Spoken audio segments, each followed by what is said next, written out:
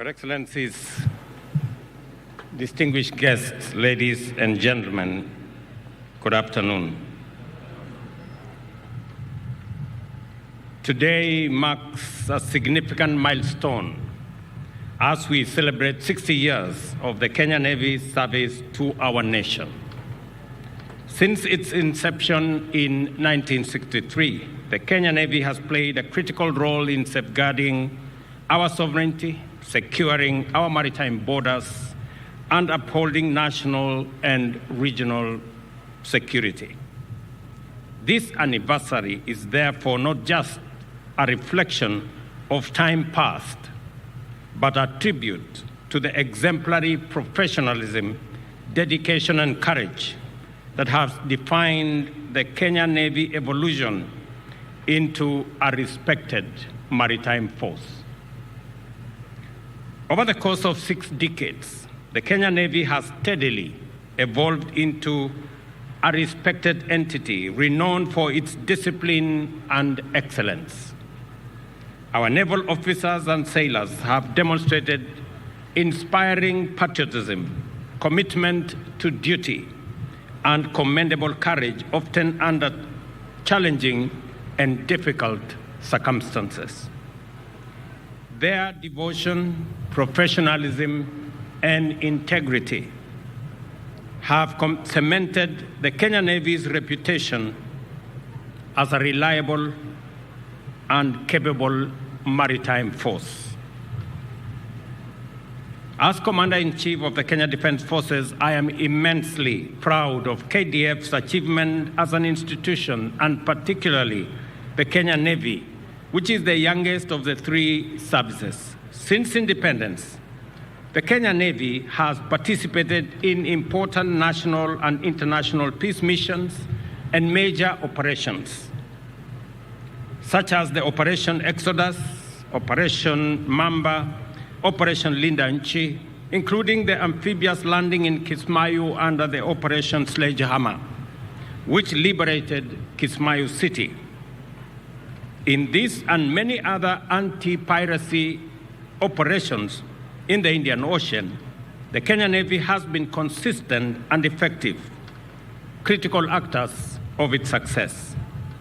Our gallant officers and sailors have also provided invaluable human and humanitarian support during disaster emergencies such as flooding and mudslides, as well as search and rescue operations at sea, among others. The Kenya Navy's contribution extends beyond military operations. I am pleased to highlight its indispensable role in enhancing our national defense capacity. As you know, the establishment of Kenya Shipyard Limited, with the Navy's provision of key technical personnel and infrastructure, has been crucial to this effort.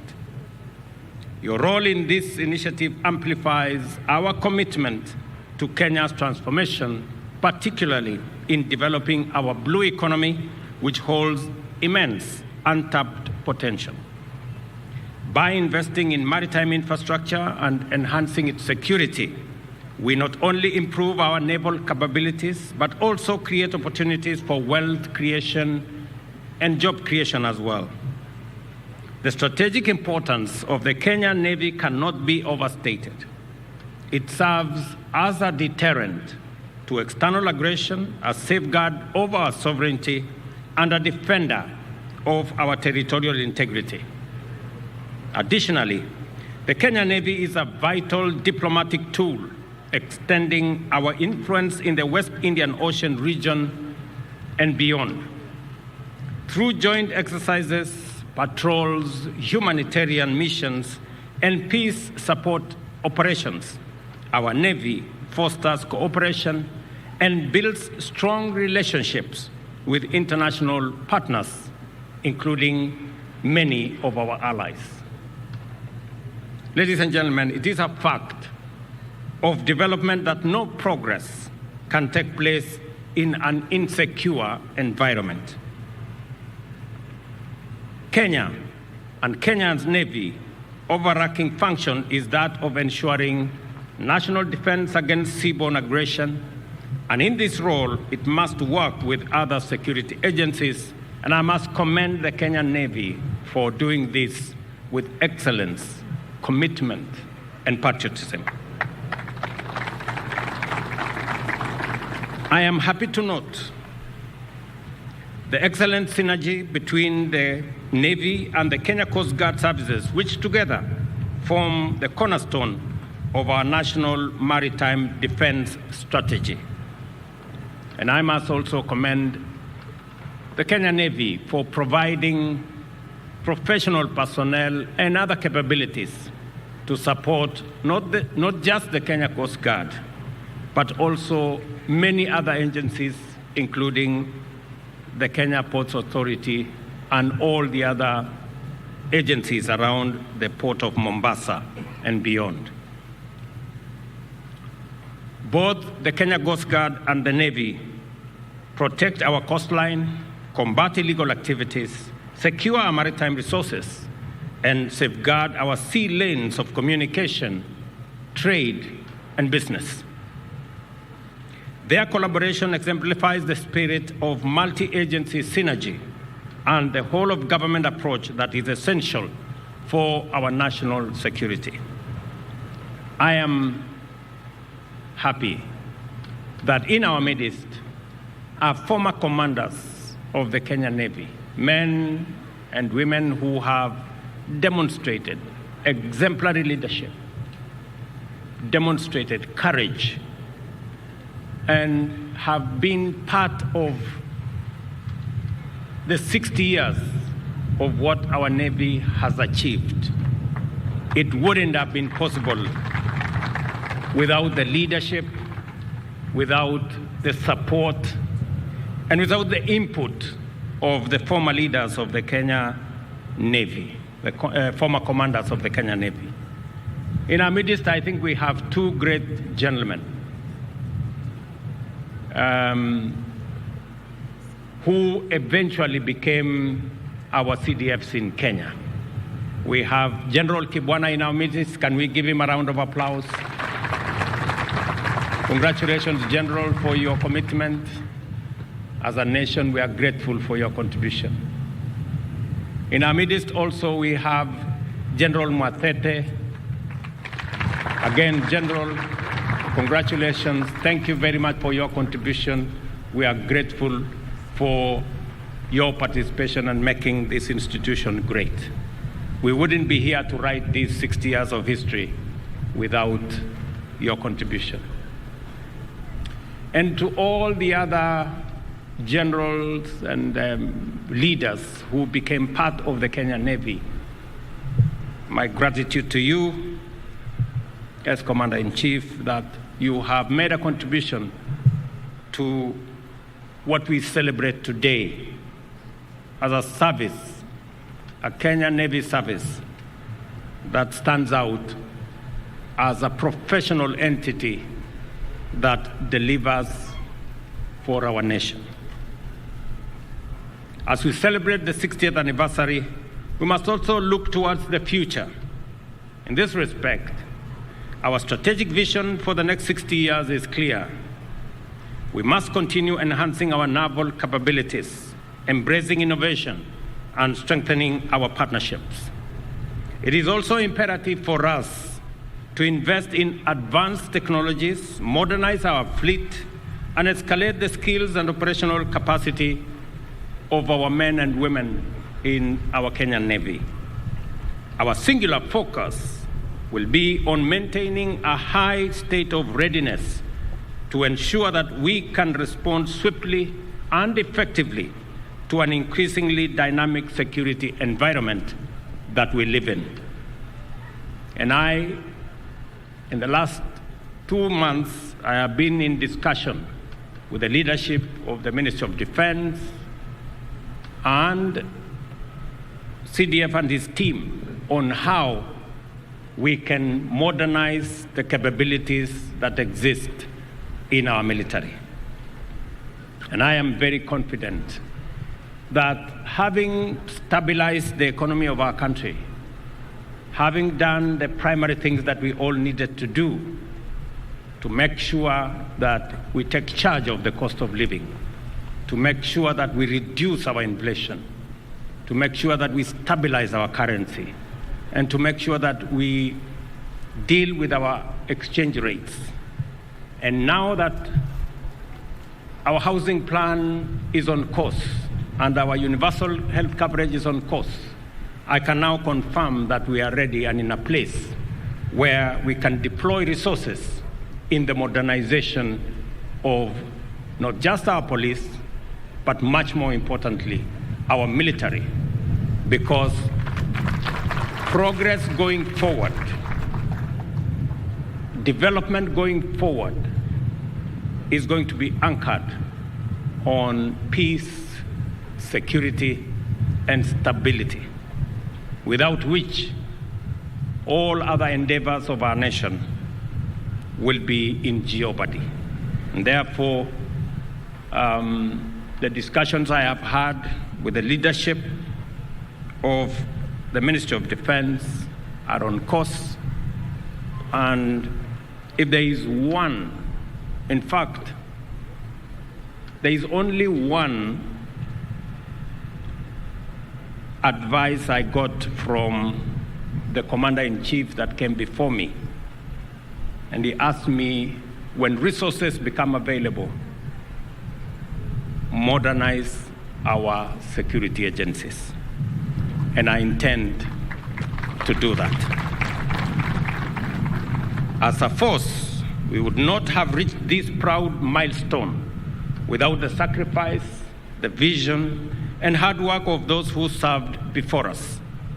I join you in paying homage to our fallen heroes who paid the ultimate price for the peace, the tranquility, and the stability we enjoy today. I also extend my heartfelt gratitude to all the men and women of the Kenya Navy, both serving and retired. I honor your dedication, bravery, sacrifice, for which it forms the bedrock of our success today. The Kenyan nation thanks you for your patriotic service.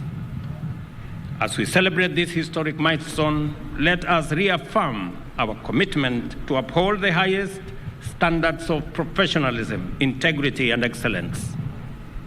By working together as one team, we will overcome any challenge, transcend every obstacle, navigate the uncertainties of the future, and continue to make the Kenyan Navy a source of pride for our nation as we do the entire security architecture of our country. Finally, ladies and gentlemen, it is really a proud moment for all of us who are here. And as I said in my statement, we've not just come here to reflect on the passage of time. We are celebrating real, tangible achievements and real progress that has been achieved over the years, contributed by many who may not be here today, who came before us. Their contribution is what we stand on today, is the progress that informs the moment we are in. And I am truly proud that I am part of this celebration of 6 years of the progress of this great institution. I want to commit that you have my unqualified support as we go into the future. The Kenya Navy, you have also produced our current CDF, General Kahari. And you heard him say he went to nursery school in this compound. Many years back. And so it's a very proud moment for all of us that the Kenya Navy has been part and parcel of the progress of our nation.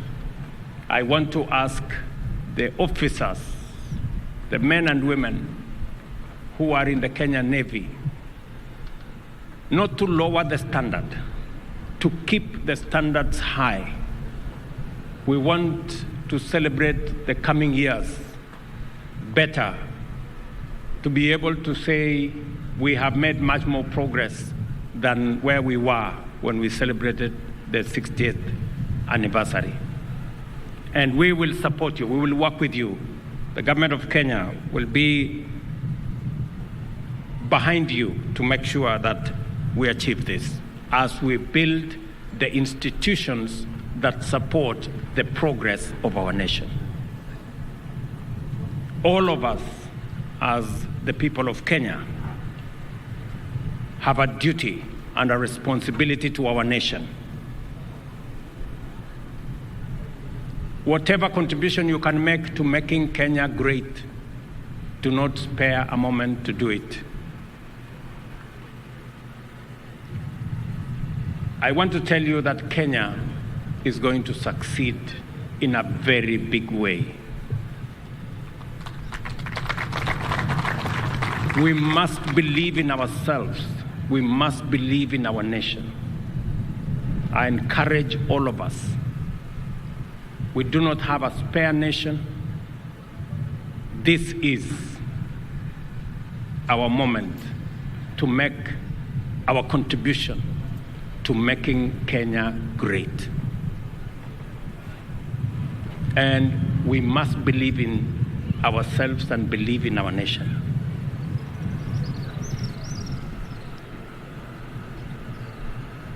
Finally, let me thank the people of Coast Province and families of the Kenya Navy officers and personnel for the warm welcome that we have received in this compound. I know in our midst we have many leaders. Let me ask, I know we have the chair of the parliamentary committee here on matters defense and other members of parliament. Can you rise up? We recognize you. These are the people, men and women who support us. Let me introduce them. This gentleman is called Bernard. He's a member of parliament from Kakamega. Pigeni makofi. We have Rehab Mukami from Nyeri. We have Ali from Tana River. We have Chematia from Baringo. We have Fatuma from Isiolo. We have Moses Kirima from Meru.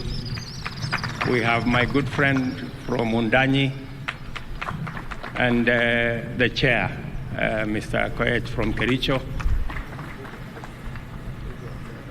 Mbogwa, Senator Mbogwa, a member of the Senate, is a nominated member of parliament. And of course, the member of parliament for this area, Mishimboko. Let me also recognize our two governors. Governor Abdul Samad of Mombasa, Geni Makofisana, is the governor of this area. And then we have Fatuma Achani, our governor from Kwale. And of course, we have PSS and CSS. They are very good people, and they are part of my support team. I have Mr. Mbadi here, who is the CS for Treasury. Whenever you see him around, know that money will not be a problem. And then we have Salim Buria, who is our Minister for Trade. And then I have Margaret Nyambura there, Ndungu, who is Minister for ICT.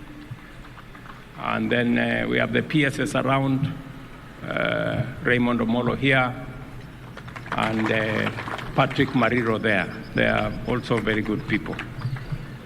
And we are all part of one team, which is important for us to forge unity as we go into the future. And so with these many remarks, let me, to all of you, wish you a Merry Christmas and a blessed 2025.